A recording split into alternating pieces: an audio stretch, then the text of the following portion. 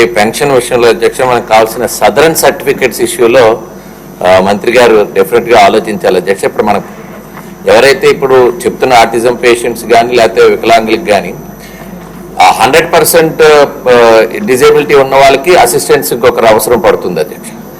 వీటన్నిటికీ కూడా మా విశాఖపట్నంలో అయితే సదరన్ స్లాట్స్కి చేయడానికి స్లాట్స్ దొరకట్లేదు అధ్యక్ష. ఒకవేళ విశాఖపట్నం వాళ్ళు ఎవరైనా అప్లై చేసుకుంటే పక్క జిల్లా నర్సీపట్నంలోనో లేకపోతే ఏజెన్సీస్లోనో వాళ్ళకి డేట్ దొరుకుతుంది. అక్కడికి వీళ్ళని తీసుకెళ్ళడం అనేటువంటిది ఒక పెద్ద ప్రయాసగా మారింది అధ్యక్ష. ప్రతి నియోజకవర్గంలో సదరన్ స్లాట్స్ వచ్చే విధంగా ఉండేటువంటి హాస్పిటల్స్, దగ్గరలో ఉండేటువంటి హాస్పిటల్స్కి పర్టికులర్గా ఎవ్రీ మంత్ వాళ్ళకి జరిగేటట్టుగా చేస్తే బాగుంటుంది అధ్యక్ష. ఈ సదరన్ సర్టిఫికెట్స్ విషయంలో అన్ని చోట్ల ఇబ్బంది ఉంటుంది అధ్యక్ష. దీన్ని ఆలోచించాల్సింది కోరుతున్నాను.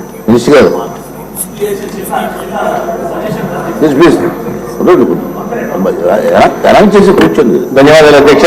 20 minutes మాట్లాడారు. ధన్యవాదాలు అధ్యక్ష.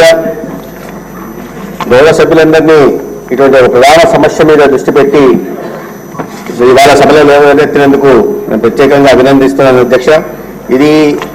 ఈ డిజార్డరు గౌరవ సభ్యులు చెప్పినట్లుగా బిహేవియరల్ డిజార్డరు మొదటి 2 సంవత్సరాల్లో వీటిని గుర్తిస్తేనే నివారణ చర్యలు తీసుకోవడానికి అవకాశం ఉంది.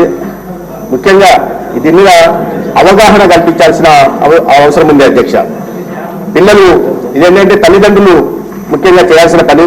పిల్లలు 6 నెలల లోపల నవ్వకపోయినా లేదా ఒక సంతోషకరమైన ఎక్స్ప్రెషన్ ఇవ్వకపోయినా లేదా 9 నెలల లోపల ఫేషియల్ ఎక్స్ప్రెషన్ లేకపోయినా, మిమిక్ సౌండ్స్ చేయకపోయినా లేదా 12 లోపల పూశబ్దాలు చేయకపోయినా, 14 నెలల లోపల చేతులు ఊపడం అట్లాంటి చేయకపోయినా లేదా 16 నెలల లోపల కనీసం ఒక శబ్దం కూడా పలకపోయినా లేదా మనం చిన్నపిల్లలు నవ్విస్తూ ఆడితే దీంట్లో నటిస్తూ ఉంటున్నాం అటువంటివి చేయకపోయినా, దానికి స్పందించకపోయినా, 24 నెలల లోపల 2 శబ్దాలు 2 పదాలు కలిగిన చెప్పకపోయినా ఈ వ్యాధి ఉన్న డిజార్డర్ ఉన్నట్టుగా గుర్తించాల్సిన అవసరం ఉంది. దీంట్లో ప్రధానంగా తల్లిదండ్రులు దీన్ని గుర్తించాలి. ఇది ఒక సోషల్ స్టిగ్మా ఉన్న మాట వాస్తవమే అధ్యక్ష. ఎందుకంటే మా పిల్లలు సరిగా లేరు, సరైన ఎదుగుదల లేదు, మానసిక ఎదుగుదల లేదు అని చెప్పడానికి తల్లిదండ్రులు ఎవరైనా ఇబ్బంది పడతారు. అయితే దాన్ని విడనాడాల్సిన అవసరం ఉంది.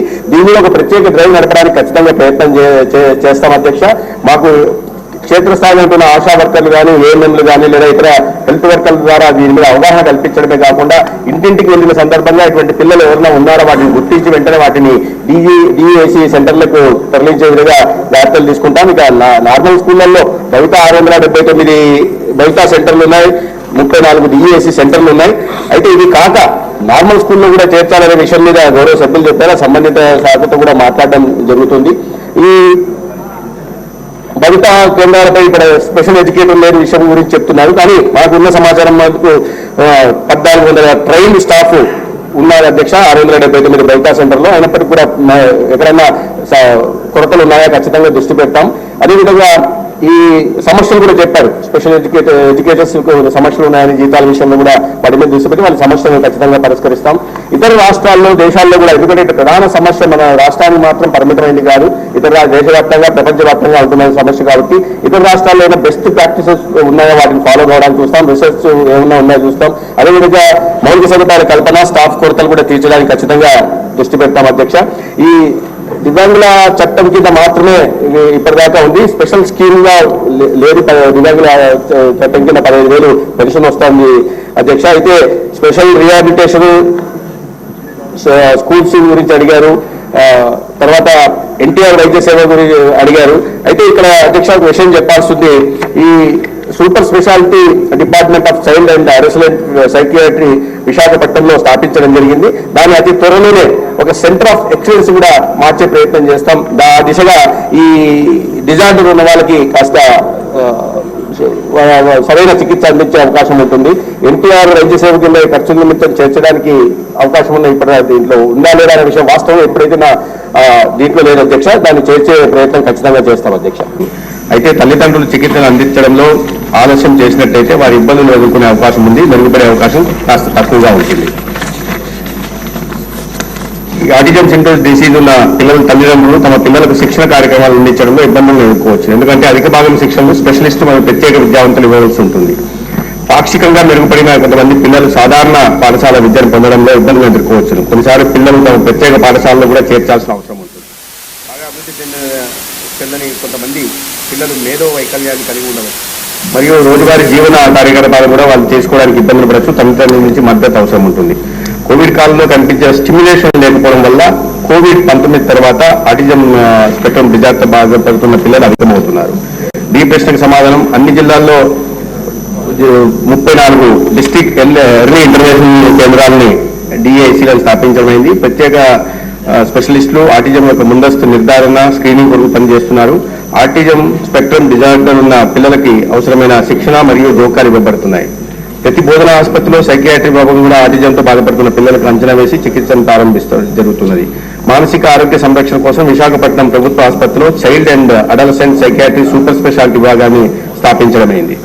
అదేవిధంగా 679 భవిత కేంద్రాల్లో పిల్లలకి సమ్మిళిత విద్యను అందించడం కోసం, అంటే చిల్డ్రన్ విత్ స్పెషల్ నీడ్స్ పిల్లలకి అందించడం కోసం ప్రతి మండలంలో స్థాపించబడిన ఈ భవిత కేంద్రాల్లో ఆటిజంతో బాధపడుతున్న పిల్లలకు సహాయం అందిస్తాయి. సమగ్ర శిక్షణలో భాగంగా సి ప్రశ్నకి ఆటిజం అవగాహన జరుగుతున్న నెలలో ప్రభుత్వ ఆసుపత్రుల్లో ఆటిజంకు చికిత్స అందించే వైద్య వృత్తి నిపుణులు ప్రింట్ మరియు ఎలక్ట్రానిక్ మీడియా ద్వారా కూడా ప్రజలకు అవగాహన కల్పించేందుకు కార్యక్రమాలను నిర్వహిస్తున్నాం. రాష్ట్రీయ బాల సురక్ష కార్యక్రమంలో భాగంగా 4 Dలు గుర్తింపు కోసం పిల్లల ఆరోగ్య స్క్రీనింగ్ సమయంలో వైద్య అధికారి ఆటిజం వైకల్యం ఉన్న పిల్లలను గుర్తిస్తారు. తర్వాత నిర్వహణకి DAIC సెంటర్స్ కి వారిని నివేదిస్తారు. అన్ని పారామెడికల్ మరియు వైద్య వృత్తి నిపుణులకు జూమ్ సెషన్ ద్వారా వైద్య వృత్తి నిపుణుల అవగాహన కార్యక్రమాలు నిర్వహిస్తున్నారు. వైద్య వృత్తి నిపుణులను అసెస్మెంట్ మరియు సర్టిఫికేషన్ లో నైపుణ్యం పొందడానికి వివిధ శిక్షణా కార్యక్రమాలు పంపడం జరుగుతున్నది. యూనిసెఫ్ సమన్వయంతో పైలట్ ప్రాజెక్టుగా పార్వతీపురం, మన్యం, విజయనగరం, కర్నూలు జిల్లాల్లో ముందస్తు బాల్య అభివృద్ధిపై ఆరోగ్య సిబ్బందికి సామర్థ్య నిర్మాణం గురించి స్క్రీనింగ్ నిర్వహించబడుతుంది. ఈ ప్రశ్నకు సమాధానం దివ్యాంగుల హక్కుల చట్టం 2016 చట్టం ప్రకారం ప్రతి ఆసుపత్రిలో సదరం శిబిరాలు పిల్లలు బుద్ధిమాంద్యం కలిగి ఉన్నట్లయితే వైకల్య ధృవపత్రాన్ని ఇస్తున్నాయి. పిల్లల్లో ఆటిజం స్పెక్ట్రమ్ డిజార్డర్ను అంచనా వేయడానికి వైకల్య విభాగం ద్వారా సాఫ్ట్వేర్ ప్రాసెస్ లో ఉంది. డిస్ట్రిక్ట్ ఎర్లీ ఇంటర్వెన్షన్ సెంటర్స్ వద్ద అవసరమైన శిక్షణా సౌకర్యాలు అందుబాటులో ఉంచడమైంది. ఆటిజం స్పెక్ట్రమ్ డిజార్డర్తో బాధపడే పిల్లలకి మెరుగైన సమ్మిళిత విద్యను అందించడం కోసం 34 DAICలు అదేవిధంగా 679 భౌతిక కేంద్రాల్లో విద్యను అందించడం జరుగుతుంది. గత 2 సంవత్సరాల్లో మొత్తం 4504 మంది పిల్లలు ఆటిజం స్పెక్ట్రమ్ డిజార్డర్తో 34 DAICల్లో శిక్షణ పొందుతున్నారు. ధన్యవాదాలు. మంత్రి గారు కూర్చున్నారు. ఇది